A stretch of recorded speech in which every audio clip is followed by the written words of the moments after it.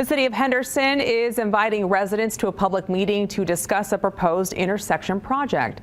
The proposed project would be at the intersection of Valle, Verde Drive and Windmill Parkway and would have a roundabout to help increase safety for both drivers and pedestrians. The city says studies from the Department of Transportation show roundabouts help slow down drivers and decrease the number of crashes. Construction would be funded by RTC and cost about $1.8 million. Construction would take place next summer. The meeting to discuss this proposed project will be next Wednesday at Silver Springs Recreation Center from 5 to 6 p.m.